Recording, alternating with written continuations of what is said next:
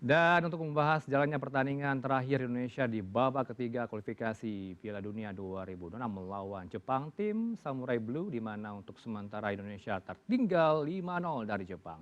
Untuk membahasnya jalannya pertandingan tersebut kita langsung tergabung lewat sambungan daring dengan pengamat sepak bola Bung Anton Sanjoyo. Bung Joy, selamat malam Bung Joy. Salam sport. Selamat malam. Sehat Selamat selalu malam. Anda. Ya, Baik, baik. baik, baik. Pertandingan menegangkan yang kita tengah saksikan saat ini di Jepang begitu ya, Bung Joy. Kita sama-sama saksikan tadi ya. Meski sudah tampil tanpa pemain utama dan sudah memastikan langkah lolos langsung ke Piala Dunia 2026, Jepang sama sekali tidak memberikan kesempatan untuk kita mengembangkan permainan, Bung Joy.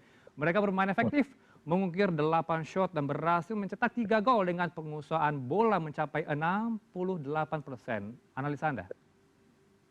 Ya, ya, saya harus katakan apa ya? Saya Hmm. speechless sebetulnya. Tapi inilah sebetulnya yang kalau kita bilang elit Asia itu ya Jepang. Ya. Jadi ini pelajaran berharga sekali bagi Hmm. Indonesia yang kemarin lolos ke putaran 4, Garuda serasa terbang tinggi sekali gitu ya. Hmm. Kemudian ya sekarang kita harus kembali ke bumi lah, bahwa menyadari bahwa begitu banyak memang kekurangan yang masih harus diperbaiki oleh Patrick Kluivert dan kawan-kawan. Oke. Karena Indonesia masih menatap putaran 4 kan, Mhm. melawan tim-tim yang tersisa dari grup C ini dan Hmm. playoff di putaran 4. Jadi saya kira ini pelajaran yang luar biasa berharga, Hmm. priceless meskipun so far tertinggal 5-0, Hmm. tapi ya harus harus pokoknya slogannya gini, kita akan kembali dengan lebih kuat, kira-kira begitu. Karena Oke. pelajaran yang dipetik luar biasa. Mhm. Jepang bermain dengan sepak bola modern yang sangat efektif, efisien, Hmm. klinikal, sangat mematikan ketika masuk kotak penalti, serangan-serangan pun dibangun dengan sangat rapi. Ini Hmm. menurut saya ya inilah levelnya Jepang, dan kita harus berkaca kepada mereka, kenapa kita tidak bisa seperti mereka? Hmm. Apa yang salah? Apa yang salah dari pembinaan sepak bola kita? Apa yang Oke. salah dari pembangunan sepak bola kita? Saya Hmm. kira itu mungkin untuk menghindari bahwa kita ini akan menangis. Kita tegar saja dan melihat apa yang bisa kita lakukan ke depan. Baik, kembali membumi begitu ya, karena sayap Garuda belum bisa melibas Jepang sejauh ini di babak pertama sudah 5-0 sejauh ini begitu ya, Bung Joy. Bung Joy, kalau melihat kualitas, apakah kita memang kalah murni kualitasnya melawan tim Samurai Biru? Ya, memang kualitasnya berbeda, Hmm. cukup jauh ya. Karena Jepang kan kalau di Asia dia peringkat FIFA-nya paling tinggi. Ya. Ya, dia sudah bersaing dengan level elit di Eropa. Hmm. Jadi memang kekalahan ini bukan aib lah, bukan aib. Karena memang levelnya terlalu jauh. Hmm. Tapi yang bisa dipetik pelajaran adalah menurut saya secara umum bagaimana Jepang membangun sepak bolanya mulai dari usia dini, kemudian Hmm. mengembangkan talenta-talenta terbaik mereka dengan kompetisi yang ajak mulai dari 10, 12, 14, 16, 18 tahun. Sehingga pada umur 18 tahun mereka bisa mengekspor pemain-pemain ke Eropa. Hmm. Bukan di klub ece-ece, tapi di klub yang saya rasa tampil di level tertinggi di Eropa. Ya. Ada di Liverpool, ada di Hmm. Real Betis, ada di Crystal Palace, ada di Bundesliga, ada banyak sekali pemain Jepang. Ya harusnya itulah yang harus kita lakukan ya. Oke. Pembinaan memang tidak bisa instan, Hmm. dan itu dibuktikan oleh Jepang. Sekarang mereka punya 20 dari 23 pemain yang ada di tim senior, Hmm. mereka berlaga semua di tim elit Eropa.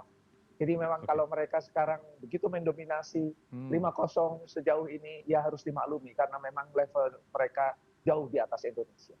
Ya, harus diakui juga begitu ya, banyak pemain-pemain mereka yang berlaga di Liga Eropa seperti Real Sociedad juga, termasuk di Lazio begitu ya, tadi mencetak gol ya, ada Kamada Betul, begitu. Bung Joy, betul. kalau melihat rotasi yang kembali dilakukan oleh Patrick Kluivert, Hilgers, Yance Sayuri, Beckham Putra tampil sebagai starter. Seperti apa Anda melihat performa mereka hari ini? Ya karena kalau di belakang, karena Rizky Ridho kan cedera hamstring saat latihan, Hmm. jadi memang bisa dimaklumi bahwa dia disimpan, digantikan oleh Hilgers. Hmm. Beckham saya rasa juga layak mendapatkan starter. Sayuri juga, bahkan siapa Beckham Putra menurut saya sejauh ini memang tidak kelihatan ketika melawan Jepang, tetapi penampilan dia melawan Cina walaupun tidak terlalu banyak waktunya cukup menjanjikan ya. Jadi saya rasa bukan soal apakah Patrick Kluivert harus merotasi pemain atau tidak, tapi memang dia kan sedang mencari bentuk terbaik dari tim ini gitu loh untuk menghadapi putaran 4 kualifikasi Asia. Jadi tidak ada masalah dengan rotasi, itu fine-fine aja karena dia yang tahu persis kondisi di tim, dan saya rasa semua rotasi itu pasti sudah dia pikirkan dan akan dievaluasi sebaik-baik. Tadi kan baru BK Putra yang dijelaskan, kalau Hilgers dan Yance bagaimana, Bung Joy? Hilgers so far ya menurut saya average ya, artinya dia tidak buruk, tapi memang kan kalau kita bicara permainan melawan tim seperti Jepang, kita tidak bisa melihat pemain dalam satu sisi, kita harus lihat sisi lainnya. Anda lihat bagaimana tadi Jepang mengurung Indonesia, bahkan sampai menit ke-30 penguasaan bola mereka 86%. Ya. Sampai menit ke-20 karena saya lihat di televisi, saya tidak melihat kiper Jepang. 20 menit layar hanya ada di sisi kanan, artinya Indonesia betul-betul dikepung. Ya, kita tidak bisa menilai Jai Isdes bermain jelek, Miss Hilgers bermain jelek atau tidak, karena memang ketimpangan kualitasnya terlalu jauh. Sehingga memang kita harus bukan memaklumi, tapi mengambil pelajaran dari semua yang telah terjadi saat melawan Jepang. Sejauh ini sudah 5-0 dan harusnya sih tidak berhenti melawan ya. Pokoknya sampai titik darah penghabisan dan tunjukkan bahwa semangat juang tidak pernah putus. Saya kira itu saja sih yang bisa dilakukan oleh Jai Isdes dan kawan-kawan. Dan kita juga perlu memahami ya ketiadaan Rizky Ridho di lini belakang, apakah juga mempengaruhi koordinasi skema 3 back, Bung Coy? Ya, di awal pertandingan kan memang pakai 3 back, 3-4-2-1. Di babak kedua dimulai dengan 5-4-1. Jadi memang ada perubahan taktik dan strategi ya, dua wing back yang tadinya sebagai gelandang sayap ditarik ke sektor pertahanan. Tapi itu tidak menghentikan laju serangan dari Jepang, dan kita lihat memang mereka semakin menjadi-jadi ya. Bahkan Indonesia sejauh ini sampai menit ke-71 memang saya rasa statistiknya masih timpang. Jadi saya berusaha sekuat tenaga lah untuk bertahan dengan sangat solid, kemudian melakukan beberapa serangan balik sebisa mungkin, karena itu hanya itu yang bisa dilakukan. Lalu seperti apa, Bung Coy, peta kekuatan tim-tim yang akan berlaga di babak keempat atau playoff nanti?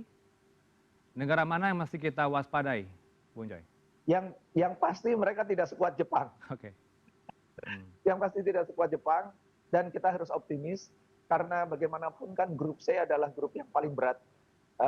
Ada Arab Saudi di sana, ada Australia, ada Jepang, dan saya rasa Bahrain yang tidak masuk tidak juga lebih bagus dari negara-negara Arab yang ada sekarang di sisa putaran keempat.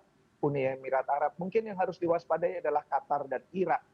Kenapa? Karena Qatar kemungkinan besar adalah tuan rumah, sementara Irak selalu merepotkan Indonesia kalau bermain karena mereka punya resilience yang luar biasa, daya juang yang luar biasa.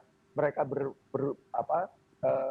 sudah terbiasa dengan situasi yang tidak enak, sehingga mereka memang pejuang-pejuang yang tangguh. Dan itu yang mudah-mudahan tidak ketemu Irak sih kalau saya. Lebih baik mungkin ketemu Oman atau Palestina. Jadi ada kesempatan untuk bisa meraih posisi 1 dan bisa ke Piala Dunia. Baik, nampaknya harus ekstra kerja keras begitu ya untuk mencari poin untuk maju ke babak berikutnya begitu ya, Bung Joy. Bung Joy, apakah materi pemain yang dipanggil melawan China dan Jepang menjadi gambaran skuad Garuda di putaran keempat nanti? Ya, tentu karena waktunya masih Oktober, putaran keempat, masih ada ruang bagi Patrick Kluivert untuk mengubah formasi tim besar ya. Tim besar itu tim yang belum masuk ke DSP. Tapi tim yang di DSP, saya kira formatnya sudah ada, 90% sudah ada, backbone-nya sudah ada. Jadi tinggal mungkin kalau diperlukan adalah beberapa penggantian atau rotasi pemain yang masih bisa dilakukan sampai dengan bulan Oktober di sektor tengah dan depan.